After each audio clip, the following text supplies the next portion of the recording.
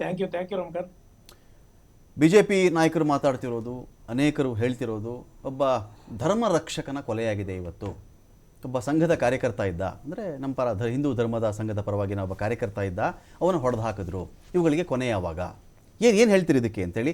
ಫಾಜಿಲ್ ಹತ್ಯೆಗೆ ಪ್ರತೀಕಾರ ಅಂತ ಹೇಳ್ತಾ ಇದ್ದಾರಪ್ಪ ಪ್ರಾಥಮಿಕ ತನಿಖೆಯಿಂದ.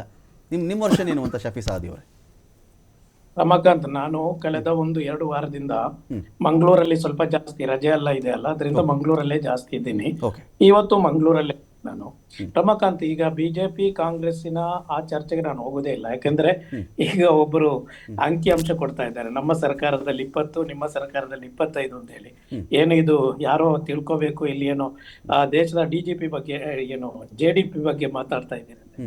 ನಾನು ಹೇಳೋದು ಕೇಳಿ, ಏನು ಯಾರ ಕೊಲೆ ನಡೆದ್ರು, ಯಾರಿಗೆ ಅನ್ಯಾಯ ಆದ್ರು, ಮಾನವ ಕೊಲೆ, ಮನುಷ್ಯನನ್ನು ಕೊಂದಿದ್ದಾರೆ. ಅವ್ನು ರೌಡಿ ಶೀಟರ್ ಆಗಿರ್ಲಿ, ಅವನು ಹಿಂದೂ ರಕ್ಷಕನಾಗಿರ್ಲಿ, ಮುಸ್ಲಿಂ ರಕ್ಷಕನಾಗಿರ್ಲಿ, BJP ಕಾಂಗ್ರೆಸ್ ಯಾವನೇ ಇರ್ಲಿ, ಮಾನವನನ್ನು ಮನುಷ್ಯನನ್ನು ಕೊಲ್ಲುವಂತ ಅಧಿಕಾರ ಯಾರಿಗೂ ಇಲ್ಲ. ದೇವರು ಸೃಷ್ಟಿಸಿದ ದೇವರೇ ನೀವು ಕೊಲ್ಬೇಡಿ ಅಂತ ಮಹಾಪಾಪ ಅಂತ ಹೇಳುವಾಗ, ಯಾವನು ಕೊಂದ್ರು, ಯಾರು ಇದಕ್ಕೆ ಪಿತೂರಿ ಮಾಡಿದ್ರು, ಯಾವುದೇ ರಾಜಕಾರಣಿ ಆದ್ರೂ ಆ ಶಾಪ ಬಿಟ್ಟು ಹೋಗಲ್ಲ.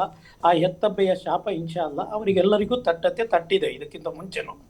ಈ ಕರಾವಳಿ ನೀವು ಹೇಳಿದಾಗೆ ರಮಕಾಂತ್, ನೀವು ತುಂಬಾ ಚೆನ್ನಾಗಿ ನೀವು ವಿಶ್ಲೇಷಣೆ ಮಾಡಿದ್ದೀರಾ. ಇಲ್ಲಿ ಬಂದರ್ ಇದೆ, ಅದೇ ರೀತಿ ಬೀಚ್ ಇದೆ, ದರ್ಗಾಗಳಿವೆ, ಟೆಂಪಲ್ಗಳಿವೆ, ದೇವಸ್ಥಾನಗಳು. ಈ ಕರಾವಳಿ ಪ್ರದೇಶವನ್ನು ಟೆಂಪಲ್ಗಳ ಒಂದು ಜಿಲ್ಲೆ ಅಂತಾನೆ ಹೇಳ್ಬೋದು. ಇಂಥ ಸುಂದರವಾದ ತಾಣದ ಸಾಮರಸ್ಯಕ್ಕೆ ಧಕ್ಕೆ ತಂದಂತ ಕೆಲವು ಅಂಶಗಳನ್ನು ನಿಮ್ಮ ಮುಂದೆ ಇಡ್ತಾ ಇದ್ದೇನೆ. ಅದಕ್ಕೆ ನಾವು ಪರಿಹಾರ ಹೇಗೆ ಮಾಡುವುದಂತ ನಿಮ್ಮ ಟಿವಿಯ ಮುಖಾಂತರ ಆದ್ರೂ ಜನರಿಗೆ ಗೊತ್ತಾಗಲಿ. ನಾನು ಹಲವಾರು ವರ್ಷಗಳಿಂದ ಇದು ನೋಡ್ತಾ ಇದ್ದೀನಿ ರಮಾಕಾಂತ್. ಇಲ್ಲಿ ಹಲವಾರು ವಿಚಾರಗಳಿವೆ. ಇದರಲ್ಲಿ ರಾಜಕೀಯವಾದಂತಹ ದೊಡ್ಡದಾದಂತಹ ಒಂದು ಷಡ್ಯಂತರ ಇದರ ಹಿಂದೆ ಅಡಗಿದೆ. ನೀವು ನೋಡಿ, ಮೊನ್ನೆ 50 ಜನರು ಸೇರಿ ಅಶ್ರಫ್ ಎಂಬ ಒಬ್ಬ ಅಮಾಯಕನನ್ನು ಕೊಂದಾಕ್ತಾರೆ. ಅದು ಇಡೀ ನಮ್ಮ ಜಿಲ್ಲೆಯ, ಅದೇ ರೀತಿಯಲ್ಲಿ ಕರ್ನಾಟಕದಾದ್ಯಂತ ಮುಸಲ್ಮಾನರು, ಅದೇ ರೀತಿ ಜಾತ್ಯತೀತ ನಂಬಿಕೆ ಇರುವಂತಹ ಪಾಕಿಸ್ತಾನ ಜಿಂದಾಬಾದ್ ಕೂಗ್ದ ಅಂತ ಅಲ್ವಾ, ಆ ವಿಷಯ ಇಟ್ಕೊಂಡಲ್ವಾ ಅದು ಆಗಿದ್ ಮರ್ಡರ್ ಅಂತ? ಇಲ್ಲ, ಅದನ್ನು ನಾವು ಗೃಹ ಮಂತ್ರಿಗಳಿಗೆ ಕೇಳಿದ್ದೇವೆ. ಇಷ್ಟೇ ತನಕ ಗೃಹ ಮಂತ್ರಿಗಳು ಅದಕ್ಕೆ ಉತ್ತರನೆ ಕೊಟ್ಟಿಲ್ಲ. ಅದು ಗೃಹ ಮಂತ್ರಿಗಳ ಬೇಜವಾಬ್ದಾರಿತನ ಅಥವಾ ಅವರಿಗೆ ಕೊಟ್ಟಂತ ಮಾಹಿತಿ ತಪ್ಪು ಅಂತ ರಮಕಾಂತ್, ಅದು ಬೇರೆ ಚರ್ಚೆ ಮಾಡೋಣ. ಅಲ್ಲಿ ಒಂದು ವೇಳೆ ಪಾಕಿಸ್ತಾನ ಜಿಂದಾಬಾದ್ ಕೂಗಿದ್ದು ಯಾರು, ಕೇಳಿಸಿಕೊಂಡವರು ಯಾರು? ಒಂದು, ಅದು ಗೃಹ ಮಂತ್ರಿಗಳಿಗೆ ಹೇಳಿದ್ದು ಯಾರು? 2, ಮೂರನೇದು, ಒಂದು ವೇಳೆ ಪಾಕಿಸ್ತಾನ ಜಿಂದಾಬಾದ್ ಅಂತ ಕೂಗಿದ್ದ ಅಂತ ತಿಳ್ಕೊಳ್ಳಿ, ಹೊಡೆದಾಕೋಕೆ ಇಲ್ಲಿ ಕಾನೂನು ಅವರಿಗೆ ಅವಕಾಶ ಕೊಟ್ಟಿದೆಯಾ? ಇದೆಲ್ಲ ಒಂದು ಕಡೆ. ಇದು ರಮಕಾಂತ್, ಇದ್ರ ಅಬ್ಸಲ್ಯೂಟ್ ಇಲ್ಲಿ ಒಂದು ಪೊಲಿಟಿಕಲ್ ಗೇಮ್ ನಡೀತಾ ಇದೆ ಕರಾವಳಿಯಲ್ಲಿ. ಹೇಗೆ ಅಂತ ನಾನು ಹೇಳ್ತೀನಿ ಕೇಳಿ. ಈ ರೀತಿಯಲ್ಲಿ ಒಂದು ವ್ಯವಸ್ಥೆ ನಡೀತಾ ಇತ್ತು. ಎಲ್ಲ ಹಿಂದೂಗಳು, ಮುಸಲ್ಮಾನರು ಇದರ ವಿರುದ್ಧ ಶಬ್ದವೆತ್ತಿದ್ದರು. ಆ ಸಂದರ್ಭದಲ್ಲಿ ಮತ್ತೊಂದು ಕೊಲೆ ಆಗ್ತದೆ. ಈ ಫಾಜಿಲ್ ಮನೆಗೆ ನಾನು ಹೋಗಿದ್ದೆ ಅವತ್ತು, ಮಾಡರಾದ ಸಂದರ್ಭದಲ್ಲಿ ನಾವು ಹೋಗಿದ್ದೆವು ಅಲ್ಲಿ. ಈ ಫಾಜಿಲ್ ಅಂತ ಹೇಳಿದ್ರೆ ಒಳ್ಳೆ ಒಬ್ಬ ಧಾರ್ಮಿಕ ವ್ಯಕ್ತಿ, ಅವನಿಗೂ ಯಾವುದೇ ಸಂಘಟನೆಗೂ ಯಾವುದೇ ಸಂಬಂಧ ಇಲ್ಲ ಅಂತ ಒಬ್ಬ ಹುಡುಗ, ಅವನು ಮನೆ ಹತ್ರ ನಿಂತ್ಕೊಂಡಿರುವಾಗ ಅಲ್ಲಿ ಪ್ರವೀಣ್ ನೆಟ್ಟಾರು ಕೊಲೆಗೆ ಪ್ರತೀಕಾರವಾಗಿ ಒಂದು ಗುಂಪು, ಒಂದು ಪುಡಾರಿಗಳು ಕಾಯ್ತಾ ಇದ್ರು. ಯಾರಾದ್ರೂ ಆಗ್ಲಿ, ಅವರಿಗೆ ಯಾರು ನೆಟ್ಟಾರನ್ನು ಕೊಂದಿದ್ರು ಅವರನ್ನೇನಾದ್ರೂ ಮಾಡಿದ್ರೆ ಜನರಾದ್ರೂ ಏನು ಮಾಡ್ತಾ ಇದ್ರು, ಕಾನೂನು ಕೈಗೆ ತಗೊಳ್ಳುವಂತ ವಿಚಾರ ಬೇರೆ ಇದೆ. ಜನರಿಗಾದ್ರೂ ಅಥವಾ ನೆಟ್ಟಾರು ಮನೆಯವರಿಗಾದ್ರೂ ಖುಷಿ ಆಗ್ತಾ ಇತ್ತು. ಅದನ್ನು ಬಿಟ್ಟು ಫಾಜಿಲ್ ಎಂಬ ಅಮಾಯಕ ಹುಡುಗನನ್ನು, ನಮಾಜ್ ಮಾಡಿ ಬಂದ ಒಬ್ಬ ಅಮಾಯಕ ಹುಡುಗನನ್ನು ಶಫಿ ಸಾದಿ ಅವರೇ, ನಾನೊಂದು ಮಾತು ಕೇಳಕ್ಕೆ ಇಷ್ಟಪಡ್ತೀನಿ. ಧರ್ಮಾತೀತ ವಿಚಾರಗಳ ಬಗ್ಗೆ ತಮ್ಮ ಚರ್ಚೆಯ ಧಾಟಿ ಹೋಗ್ತಾ ಇದೆ, ಕೇಳಿಬಿಡ್ತೀನಿ. ಇಲ್ಲಿ ನೀವು ಇದನ್ನು ಹೇಗೆ ಬೇಕಾದ್ರೂ ಅನಲೈಸ್ ಮಾಡ್ಕೊಳ್ಳಿ. ಇದನ್ನು ನೀವೀಗ ಫಾಜಿಲ್ ಮನೆಗೆ ಹೋಗಿದ್ದೀರಿ ಅಂತ ಹೇಳಿದ್ರಿ, ಫೈನ್, ಧಾರ್ಮಿಕ ಮುಖಂಡರಿದ್ದೀರಿ, ಓಕೆ. ಇದೇ ಶಫಿ ಸಾದಿ ಅವರು ಹರೀಶ್ ಪೂಜಾರಿ ಮನೆಗೆ ಹೋಗಿದ್ರಾ? ಇದೇ ಶಫಿ ಸಾದಿ ಶರತ್ ಮಡಿವಾಳನ್ ಮನೆಗೆ ಹೋಗಿದ್ರಾ? ಇದೇ ಶಫಿ ಸಾದಿ ದೀಪಕ್ ರಾವ್ ಮನೆಗೆ ಹೋಗಿದ್ರಾ? ಇವರೇ ಪ್ರವೀಣ್ ನೆಟ್ಟಾರು ಮನೆಗೆ ಹೋಗಿದ್ರಾ? ಸುಹಾಸ್ ಶೆಟ್ಟಿ ಮನೆಗೆ ವಿಸಿಟ್ ಮಾಡಿದ್ದಾರಾ? ಮಂಗಳೂರಲ್ಲೇ ಇದ್ದೀರಿ ನೀವು. ನಾನು ಯಾಕೆ ಹೇಳ್ತಿದ್ದೀನಿ ಅಂತ ಹೇಳಿದ್ರೆ, ನಾನು ಅವ್ರ ತಂದೆ ಮಾತು ಕೇಳಿದೆ ಇವತ್ತು, ಸುಹಾಸ್ ಶೆಟ್ಟಿಯವರು. ಅದು ಫಾಜಿಲ್ ತಂದೆ ಮಾತಾದರೂ ಇದೇ ಮಾತು ನಾನು ಹೇಳೋದು. ನೋಡಪ್ಪ, ಯಾರೋ ರಾಜಕೀಯ ಮುಖಂಡರು ಬರ್ತಾರೆ, ಯಾರೋ ಬರ್ತಾರೆ 2 ದಿನ. ಕಾರಣ ಶಿವಮೊಗ್ಗದಲ್ಲಿ ಒಂದು ಕೊಲೆ ಆಗಿತ್ತು, ಅವತ್ತು ನಾನು ಈ ಮಾತನ್ನು ಕೇಳಿದ್ದೆ. ಯಾರೋ ಸಾಯಿಸ್ಬಿಡ್ತಾರೆ, ನಮ್ಮ ಅಣ್ಣನ ಕೊಂದುಬಿಟ್ಟಿದ್ದಾರೆ ಇವತ್ತು ನಾವು ಸಾಯೋವರೆಗೂ ಇಲ್ಲಿ ಇರಬೇಕು, ಇವ್ರು ಕೂಡ ದುಡ್ಡೇ ನಮಗೆ ಸಾಯೋವರೆಗೂ ಬರಲ್ಲ. ಇದರಲ್ಲಿ ಧಾರ್ಮಿಕ ಮುಖಂಡರು, ಮುಸ್ಲಿಂ ಧಾರ್ಮಿಕ ಮುಖಂಡ ಹಿಂದೂ ಕಾರ್ಯಕರ್ತನ ಕೊಲೆ ಆದಾಗ ಅವ್ರ ಮನೆಗೆ ವಿಸಿಟ್ ಮಾಡಬಾರ್ದು ಅಂತಿದೆಯಾ? ಅಥವಾ ಹಿಂದೂ ಧಾರ್ಮಿಕ ಮುಖಂಡರುಗಳು ಮುಸ್ಲಿಂ ಹುಡುಗನ ಕೊಲೆ ಆದಾಗ ನಿಜವಾಗ್ಲೂ ಸಾಮರಸ್ಯವೇ ಬೇಕಿರೋದೇ ನಿಜ ಆದಾಗ ಈ ಥರದ್ದು ಎಕ್ಸ್ಚೇಂಜ್ ಆಗಬಾರ್ದು ಅಂತಿದೆಯಾ ಎಲ್ಲಾದರೂ? ರಮಾಕಾಂತ್ ಒಳ್ಳೆ ಪ್ರಶ್ನೆ ಕೇಳಿದ್ರಿ. ಈಗ ನೋಡಿ, ಈ ಸಂದರ್ಭದಲ್ಲಿ ಯಾವ ಮುಸ್ಲಿಂ ನಾಯಕನು ನೀವು ಸುಹಾಸ್ ಮನೆಗೆ ಹೋಗೋಕೆ ಆ ಧೈರ್ಯ ಪಡುವ ಸಾಧ್ಯತೆನೇ ಇಲ್ಲ. ಯಾಕಂದ್ರೆ ಅಂತ ವಾತಾವರಣ ಇಲ್ಲಿದೆ. ಇಲ್ಲಿ ಮಡಿವಾಳ ಕೊಲೆ ನಡೆದಾಗ ನನ್ನ ಊರದ ಪಕ್ಕದ ಊರದು. ಅದೇ ರೀತಿ ನನ್ನೊಂದಿಗೆ ಶಾಲೆಯಲ್ಲಿ ಒಟ್ಟಾಗಿ ಹೋದಂತ ವ್ಯಕ್ತಿ ಮಡಿವಾಳ, ಅವ್ರ ಮನೆಗೂ ನಾನು ಹೋಗಿದ್ದೆ, ಮಾತನಾಡಿದ್ದೆ. ನಾನು ಅವರು RSS ಕಾರ್ಯಕರ್ತನಾಗಿದ್ದ ವಿನಃ ಬೇರೆ ಯಾವ್ದು ಇಲ್ಲ. ಆವತ್ತು ಅದಕ್ಕೂ ಸ್ಯಾಂಡ್ ಮಾಫಿಯಾಗೂ ಸಂಬಂಧ ಇತ್ತು ಅಂತ ಅವ್ರ ಮನೆಯವರೇ ಹೇಳಿದ್ದಾರೆ. ಈ ಏನು ಮರಳು ಮಾಫಿಯಾ ಎಷ್ಟು ಪ್ರಭಾವ ಬೀರ್ತಾ ಇದೆ ಅಂತ ಹೇಳಿದ್ರೆ, ಇದರ ಹಿಂದೆ ದೊಡ್ಡದಾದಂತ ಒಂದು ಷಡ್ಯಂತರ ಇದೆ ಅಂತ ಇಡೀ ನಮ್ಮ ಜಿಲ್ಲೆಯಲ್ಲಿ ಹೇಳ್ತಾ ಇದ್ದಾರೆ.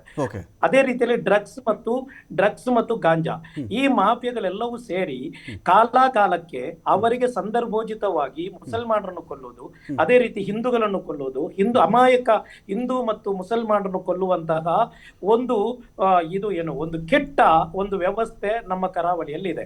ಅದಕ್ಕೆ ನಾನು ಮುಖ್ಯಮಂತ್ರಿಗಳೊಂದಿಗೆ ಹಾಗೂ ಗೃಹ ಮಂತ್ರಿಗಳೊಂದಿಗೆ ಹೇಳ್ತಾ ಇದ್ರು, ನೀವು ಅಲ್ಲಿ ಕೂತ್ಕೊಂಡು ಪಾಕಿಸ್ತಾನ ಜಿಂದಾಬಾದ್ ಹೇಳಿದ್ರು, ಅದೆಲ್ಲ ನೀವು ಇಲ್ಲಿ ಕರಾವಳಿ ರಕ್ಷಣಾ ಪಡೆ ಹೇಗಿದೆಯೋ ಅದೇ ರೀತಿಯಲ್ಲಿ ಕರಾವಳಿಯಲ್ಲಿ ಕೋಮು ಸೂಕ್ಷ್ಮ ಪ್ರದೇಶ ಇದು.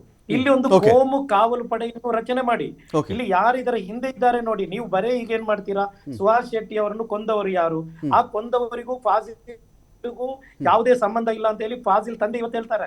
ಯಾಕಂದ್ರೆ ಅವರ ಕುಟುಂಬದ ನನಗೆ ಗೊತ್ತು. ಅದೇ ರೀತಿ ಈಗ ಸುಹಾಸ್ ಶೆಟ್ಟಿಗೆ ಪ್ರತೀಕಾರವಾಗಿ ಯಾರಾದರೂ ನಾಳೆ ಅಥವಾ ನಾಡಿದ್ದು ಏನಾದರೂ ಅನ್ಯಾಯ ಮಾಡೋಕೆ ಹೋಗುವಾಗ ಸುಹಾಸ್ ಶೆಟ್ಟಿಯ ಮನೆಯವರಿಗೂ ಯಾವುದೇ ಸಂಬಂಧನೇ ಇರಲ್ಲ ರಮಾಕಾಂತ್. ಇದು ಮಾಡುವಂತಹ ಒಂದು ವ್ಯವಸ್ಥಾಪಿತವಾದಂತಹ ಒಂದು ಟೀಮ್ ಇದೆ. ಈ ಟೀಮಿನ ಕೆಲಸ ಏನಂತ ಹೇಳಿದ್ರೆ, ಹಿಂದೂಗಳನ್ನು ಮತ್ತು ಮುಸಲ್ಮಾನರನ್ನು ಕೊಂದು ಇಲ್ಲಿ ಕೋಮುಗಲಭೆ ಸೃಷ್ಟಿಸುವುದು. ಇಲ್ಲಿ ಕಾಲಕ್ಕೆ ಈ ನಮ್ಮ ಕರಾವಳಿ ಪ್ರದೇಶ ಕೋಮು ಸೂಕ್ಷ್ಮ ಪ್ರದೇಶವಾಗಿರಬೇಕು. ಅದೇ ರೀತಿ ಯಾರು ಬರಬಾರ್ದು ಇಲ್ಲಿ ಅದೇ ರೀತಿ ಇಲ್ಲಿ ಯಾವುದೇ ಅಭಿವೃದ್ಧಿ ಆಗಬಾರ್ದು. ಇಂಥ ಒಂದು ವ್ಯವಸ್ಥಾಪಿತವಾದಂತ ರಾಜಕೀಯ ಪ್ರೇರಿತ, ಸಂಘಟನಾ ಪ್ರೇರಿತ, ಬಂಡವಾಳಶಾಹಿ ಪ್ರೇರಿತ, ಅದೇ ರೀತಿ ಮದ್ಯ ಮಾಫಿಯಾದ ದೊಡ್ಡದಾದಂತಹ ಒಂದು ವ್ಯವಸ್ಥಾಪಿತವಾದಂತಹ ಒಂದು ಷಡ್ಯಂತ್ರ ಇದರ ಇಲ್ಲಿ ಇದೆ ಅಂತ ಹೇಳಿ ಬುದ್ಧಿವಂತರಾದ ಹಿಂದೂ ಮುಸಲ್ಮಾನರು ಚರ್ಚೆ ಮಾಡ್ತಾ ಇದ್ದಾರೆ. ಫೈನ್ ಸರ್, ಮಾತಾಡ್ತೀನಿ. ಅನಿಲ್ ನನ್ನ ಪಾಯಿಂಟ್ ಇಲ್ಲಿ ನೋಡಿ, ಶಫಿ ಸಾದಿ ಅವರೊಂದು ಮಾತು ಹೇಳ್ತಾ ಇದ್ರು. ಫಾಜಿಲ್ ಮನೆಯವರೇ ಹೇಳ್ತಾ ಇದ್ದಾರೆ, ಸಪೋಸ್ ಈಗ ಫಾಜಿಲ್ನ ಕಳ್ಕೊಂಡಿರ್ತಾರೆ. ಈಗ ಸುಹಾಸ್ ಶೆಟ್ಟಿ ಕೊಲೆ ಆಯಿತು. ಸುಹಾಸ್ ಶೆಟ್ಟಿ ಹೆಸರು ಫಾಜಿಲ್ ಕೊಲೆನಲ್ಲಿ ಇತ್ತು ಅಂತ ಕೆಲವರು ಹೇಳ್ತಾ ಇದ್ದಾರೆ. ಆದರೆ ಇವತ್ತು ಸುಹಾಸ್ ಶೆಟ್ಟಿನ ಯಾರು ಹೊಡೆದಾಕಿದ್ದಾರಲ್ಲ, ಫಾಜಿಲ್ ಕಡೆಯವರೆಗೂ ಇವನು ಹೊಡೆದಾಕಿದವ್ರಿಗೂ ಸಂಬಂಧ ಇಲ್ಲ. ಈಗ ಅವ್ರಿಗೆ ಪ್ರತೀಕಾರ ಬಂತಪ್ಪ, ಇವತ್ತು ನನ್ನ ಮಗನ ಆತ್ಮಕ್ಕೆ ಇವತ್ತು ಶಾಂತಿ ಸಿಕ್ತು, ನನ್ನ ಮಗನ ಹೊಡೆದಿದ್ದ ಅವನು, ನಮ್ಮ ಕಡೆಯವ್ರು ಹೊಡೆದ್ರು, ಈ ಮಾತು ಬರ್ತಿತ್ತೇನೋ.